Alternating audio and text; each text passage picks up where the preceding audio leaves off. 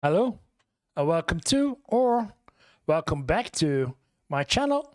My name is Johan, and I'm a Dutchman, and I try to learn as much as I can from the life and living in Australia. And the only way that I can do this is actually watching YouTube videos about life and living in Australia. And if you like this and you want to learn along with me or give me tips or advice, then you should consider to hit the subscribe button and like the video. And for today, I'm going to take a look at the history of Australia and the Dutch, because there is a Dutch connection between Australia and the Netherlands. And although I do not know everything about it, I do know some bits and pieces of it. So I was hoping that I could find some information about why the British did colonize Australia instead of the Dutch, who was also in the neighborhood because we did Indonesia. So, and New Zealand, the name New Zealand, Zeeland is a province in the Netherlands. So it's all connected to the Netherlands. But I want to find out who and what about the connection actually is. And I've seen two videos. This one is what we're looking now, is some for almost 9 minutes, but it has no comments and only 519 views. It's made 7 months ago. So I have no clue how well this is and how correct this is versus the actual history. And as you can see, there's another one. This why only Britain colonized Australia when the Dutch could have done it, or something like that. So that's the second one that I want to take a look at. And those had 979 subscribers. So it looks like this is a better one. It has, I guess, more views, but we're going to do both of them and then see how much this actually learned me about the history between the Dutch and Australia. So let's take a look. When you think of the first Europeans to set foot on Australian soil, your mind probably jumps to Captain James Cook planting the British flag at Botany Bay. It's the story many of us were taught, a tale of redcoats and Union Jacks that feels like the very beginning of modern Australia. But what if I told you that story is missing its first, and maybe most important chapter? What if I told you that another European superpower had already landed, charted the coastline, and even named the continent over 150 years earlier? Whoa, not a popular 150 years earlier. I didn't expect that one. I think a couple of maybe decades, 10, 20, 30 years, 50 years, but 100, a century and a half earlier than James Cook. Okay. Only to decide it was completely worthless and sail away. This is the story of a lost opportunity, a different name for a continent, and how a Dutch no paved the way for a British yes. For centuries, European mapmakers had dreamed of a mythical Great Southern Land, Terra Australis Incognita, that they believed had to exist to balance out the landmass of the Northern Hemisphere. It was a geographical ghost, a theory just waiting for an explorer to prove it real. But the first documented European to actually find it wasn't searching for a new continent. He was looking for profit. And what he found would convince his nation to leave the Great Southern Land to the ghosts for another century and a half. Before we begin, That's what I was taught too. See, we went over to Australia, checked it out, but we were on the wrong side of Australia. So we saw a waste desert. And so we left because we thought colonizing a desert has no use. That's what I know, and that's all I know.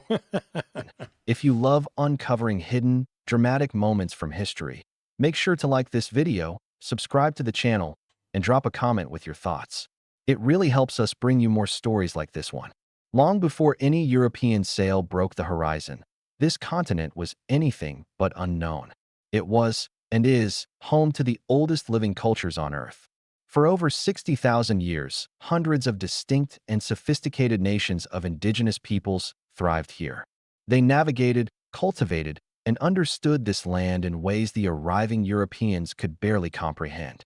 They had complex societies, economies, spiritual beliefs, and knowledge systems woven into the very fabric of the continent. At the dawn of the 17th century, it's estimated that as many as 750,000 people lived across Australia, belonging 750,000. That sounds like a lot, but with this land mass, it is. to over 500 different groups. This wasn't an empty land, a terra nullius, as later colonists would claim. It was a continent bustling with life, history, and culture. The story of European arrival isn't the beginning of Australia's story, but a dramatic and often tragic interruption. The year is 1606. The Dutch Republic is a global maritime superpower, and its mighty trading arm, the Dutch East India Company, VOC, is obsessed with the riches of the Spice Islands in modern-day Indonesia. Sent from Bantam, Java, with orders to explore New Guinea for gold and trade, Captain Willem Janszoon steered his small ship, the To New Guinea. Oh, he went down to New Guinea. New Guinea. Duifkin, Okay. or Little Dove, southwards. In February 1606, he made the first documented European landfall on the Australian continent, on the western shore of the Cape York Peninsula. But there were no spices here, no gold, no great cities to trade with. Instead, Janszoon and his crew were met by a harsh landscape and fierce resistance from the local Wik people, who were rightfully defending their land. After a violent clash where several of his men were killed, Janszoon turned back. His report to the VOC was grim. He described the land as swampy and its people as wild, cruel, black savages. He hadn't even realized he'd found a new continent. His charts marked the coast as just a southern part of New Guinea. Janszoon's disappointing voyage didn't stop the Dutch. In fact, it was just the beginning of their accidental relationship with the great southern land. The VOC had found a faster route to the Spice Islands, riding the roaring 40s winds across the Indian Ocean before turning north. But navigation wasn't an exact science. Turn too late, and you'd slam right into a massive, unknown coastline. That's exactly what happened in 1616, when Captain Dirk Hartog, sailing off course, landed on an island off Western Australia. Yeah, that's what I know. By accident, they found it. He left behind a pewter plate nailed to a post, the earliest physical proof of a European presence in Australia. Over the next few decades, a string of Dutch sailors would chart almost 2/3 of the continent's coastline, the west, north, and south. In 1640, The west, the north, and the south. But there were no cities, of course, no villages in the south, because the south is the part that is actually most inhabitable. But because of the originals, there were no cities, there were no houses. Yeah, okay. the legendary explorer Abel Tasman sailed south of the landmass, proving it was an island continent, and in the process, discovering Tasmania, which he named Van Diemen's Land. On their maps, the Dutch gave this vast, mysterious land a name, New Holland. But for all their mapping, the Dutch never settled. Why? The answer is simple. So it was really called New Holland. So Australia's first name was New Holland? I thought it was an island that was called New Holland. Like we have New Zealand on the other one. I thought that... Profit. The VOC was a corporation, not a government chasing imperial glory. Its only goal was making money. And every report that came back from New Holland said the same thing. This place was worthless. The coasts they saw were arid, windswept, and seemed sparsely populated. There were no obvious resources to exploit, no spices, and no major populations to trade with. To the Dutch, who were laser-focused on the immense wealth of the Indies, New Holland was a commercial dead end. It was a barren obstacle on the way to where the real money was. And so, they left it alone. For over a century, New Holland remained a giant, mostly ignored landmass on Europe's maps. The Dutch knew it was there, but they didn't want it. That all changed in 1770. A new global power, Great Britain, was on the rise, and it sent one of history's most famous navigators, Lieutenant James Cook, on a scientific voyage into the Pacific aboard HMS Endeavour. After observing the transit of Venus and Tahiti, Cook sailed west, determined to see if the eastern coast of New Holland, the one part the Dutch had never mapped, was any different. In April 1770, he sighted the southeastern coast of Australia. As he sailed north for the next 4 months, charting the coastline, what he saw was dramatically different from the Dutch reports. He found well-watered land, lush forests, and inviting bays. He named the region New South Wales and, on Possession Island, controversially claimed the entire east coast for Britain. Ironically, even Cook wasn't totally sold on its commercial potential, writing in his journal that it didn't produce any one thing that can become an article in trade. But the British had a very different problem than the Dutch, one that made this distant land suddenly seem very attractive. Britain was in social upheaval, and its cities were overflowing with people convicted of petty crimes. For years, they had sent these convicts to their American colonies. But after the American Revolution, that was no longer an option. Britain's... Oh, wow, they did? Okay. They sent the prisoners to the 13 colonies in Australia, in the US, and now they're sending them to Australia? Prisons were packed, and rotting prison ships called hulks were becoming a public health crisis. The British government needed a new place to dump its unwanted population. Suddenly, Cook's New South Wales seemed like the perfect, faraway solution. So, in January 1788, the First Fleet, 11 ships carrying over 700 convicts plus Marines and officers, arrived at Botany Bay under Captain Arthur Phillip. Finding the bay unsuitable, Phillip moved the settlement to a nearby deep-water harbor he named Sydney Cove. This was the start of the British penal colony, a society founded on crime and punishment on the other side of the world. Oh, wow. So, the Australians are criminals? Oh. Bad history. The early years were a brutal fight for survival, as the colonists faced starvation on unfamiliar soil. But their arrival was far more catastrophic for the continent's original inhabitants. The declaration of the land as terra nullius, land belonging to no one, was a legal fiction that ignored indigenous ownership and sparked immediate conflict. Introduced diseases like smallpox, influenza, and measles.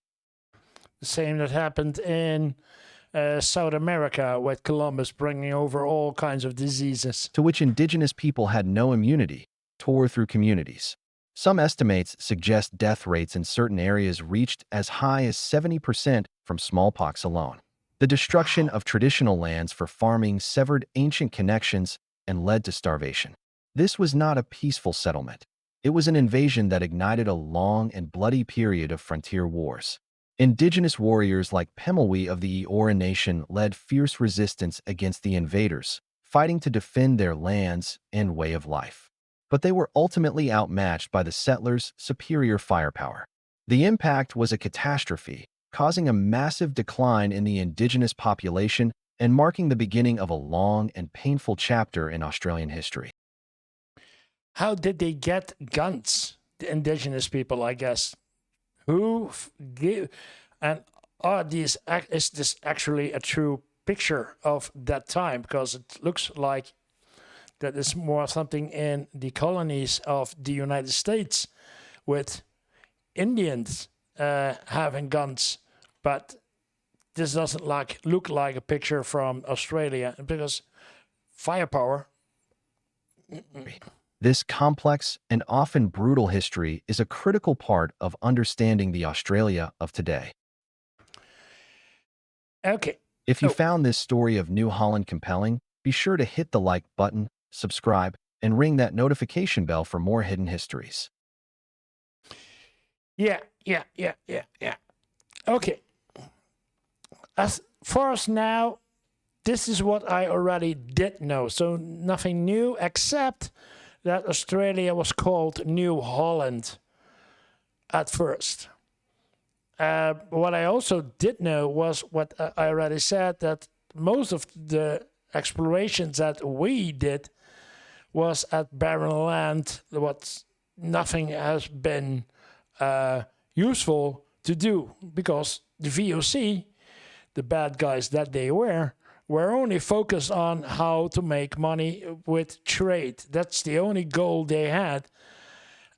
So, yeah.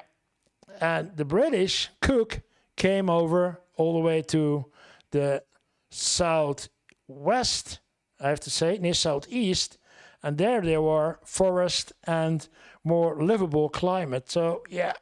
Okay.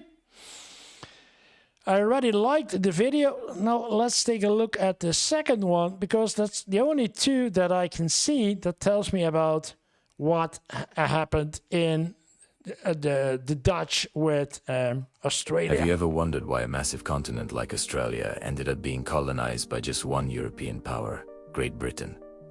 Especially when another country found it first. It's a fascinating story of missed opportunities, strategic gambles, and shifting global power.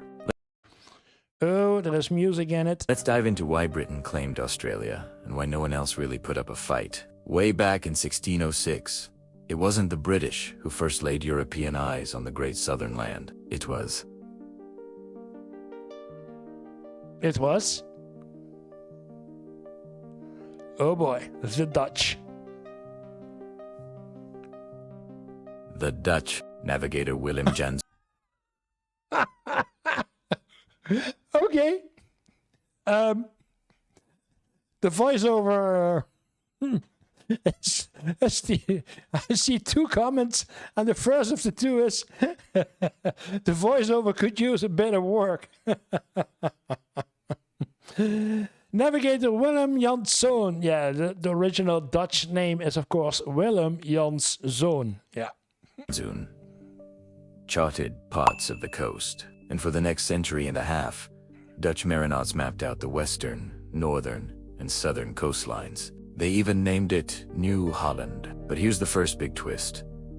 They decided not to colonize it. The powerful Dutch East India Company, a corporate giant of its time, sent explorers like Abel Tasman. After his voyages in the 1640s, they assessed the land. Their Yeah, but Tasmania. conclusion: New Holland was a bad investment. From their perspective, the land seemed barren. There were no obvious precious metals or spices to exploit, and the indigenous population was sparse and nomadic, making them difficult to subjugate for labor, unlike in the lucrative Dutch East Indies, which is now Indonesia. So, for over 100 years, the Dutch knew about Australia, but left it alone. It was on their maps, but off their colonial agenda. Fast forward to the late 18th century, and a new player enters the scene. Captain James Cook of Great Britain. In 1770, during his first voyage to the Pacific, Cook meticulously mapped the fertile eastern coast of Australia, a region the Dutch had never charted. He saw lush landscapes, deep harbors, and what he perceived as vast potential. He claimed the entire coastline for the British Crown, naming it New South Wales. This was the moment the tide turned. Unlike the Dutch, the British saw opportunity where others saw desolation. Yeah, but even if the Dutch, if the VOC, who was focused on making profits, would have charted that part of Australia, they still would not have settled it because it's not profitable. No, in those days, we were really capitalists. Why were they so keen? It boils down to three main reasons. First, and perhaps the most famous reason, was the need for a new penal colony. After the American colonies declared independence in 1776, Britain lost its primary dumping ground for convicts. Its prisons, known as jails, were overflowing, and the prison hulks on the River Thames were a public health crisis. A remote, far-flung land like New South Wales seemed like the perfect out-of-sight, out-of-mind solution. The government decided to establish a settlement at Botany Bay, which Cook had praised. So, the first fleet carrying over 1,000 people, most of them convicts, set sail in 1787 to establish a new society on the other side of the world. The second reason was pure geopolitical strategy. The late 18th century was a time of intense rivalry between European empires. Britain was constantly at odds with France, Spain, and its old rival, the Netherlands. A naval base in the South Pacific was a strategic dream. From Australia, the Royal Navy could protect its vital trade routes to Asia and, more importantly, launch attacks on the shipping and colonies of its enemies. It was a forward operating base that could project British power into a whole new hemisphere. Control of the seas was everything, and a port in Australia was a powerful chess piece on the global board. The third reason was a mix of arrogance and opportunism. The British believed colonization would be relatively easy. They knew the Dutch weren't interested.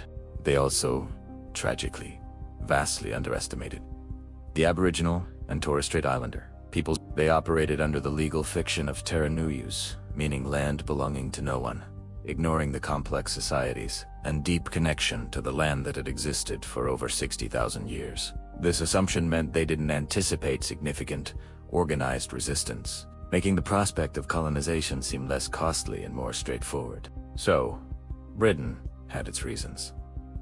But that still leaves the big question. Why did the other major powers just let it happen? Why didn't France or the Netherlands try to stop them or claim a peace for themselves? That's a good question.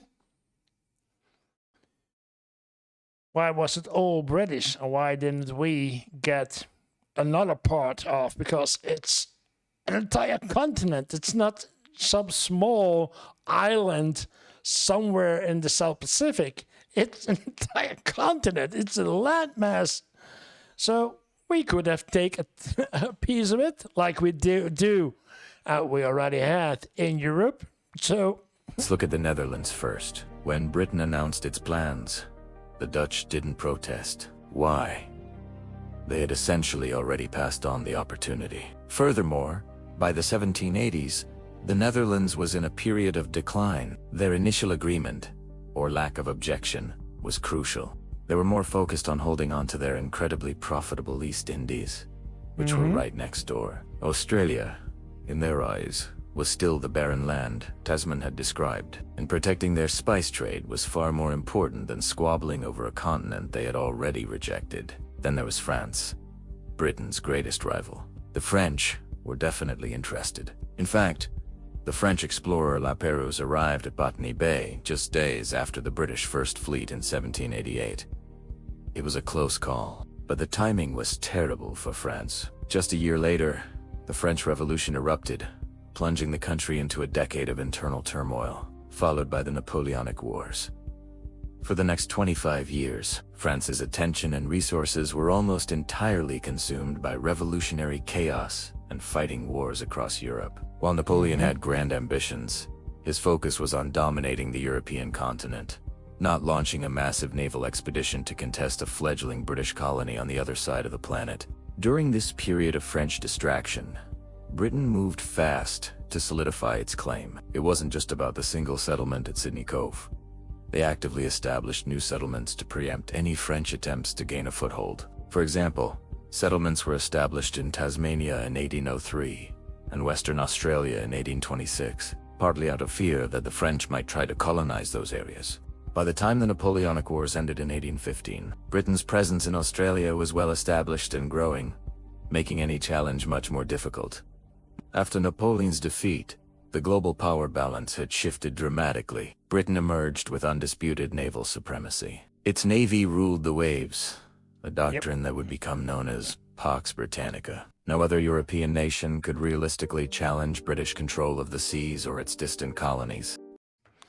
yeah, we did lose a lot of ships during all those Anglo-Saxon Dutch wars. What about the other old colonial powers? Spain and Portugal. Their empires were in decline. By the early 19th century, they were losing their colonies in the Americas to independence movements and simply lacked the naval power and resources to project force into the South Pacific. Their golden age was over, and they were in no position to compete with the rising British Empire. Later on, in the late 19th century, a new potential rival emerged, Germany. Germany's unification? Germany?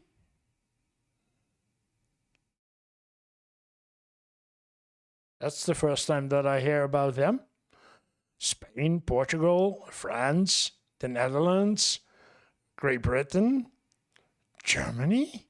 And rapid industrialization led to its own colonial ambitions. Their expansion into the Pacific, claiming parts of New Guinea and other islands near Australia, actually spurred the separate British colonies within Australia to unite. The fear of a powerful German presence so close to home was one of the driving forces behind the federation of the Australian colonies into a single nation in 1901. So, in the end... Okay, I did not know. Did the Germans actually came to Australia or New Holland, or by the time I assume that it's called Australia, and by the time that this was true? Britain's colonization of Australia was the result of a perfect storm. It was a combination of the Dutch passing on the opportunity, Britain's pressing need for a penal colony, its strategic foresight, and a crucial window of time when its main rivals were distracted or in decline. It wasn't a grand, contested prize fought over by empires. It was a strategic claim made at just the right moment in history, a moment that shaped the continent's destiny. Okay. That was it. There's nothing new to me.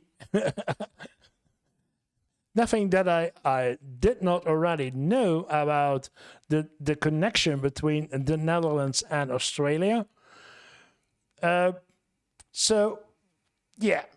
But it's confirmation that what I already know is right. And the only thing I did not know, maybe far back in my mind, that we're talking about New Holland instead of Australia. But yeah, that we passed up this opportunity was pure because of the money, as in we could not make any profits in Australia. It was not seen as a profitable land, so why should we colonize it? Yeah. Okay, that was all for today. I hope you liked the video, and if you did, then press like. And if you want to see more of my videos from this channel, then this is a good place to start with.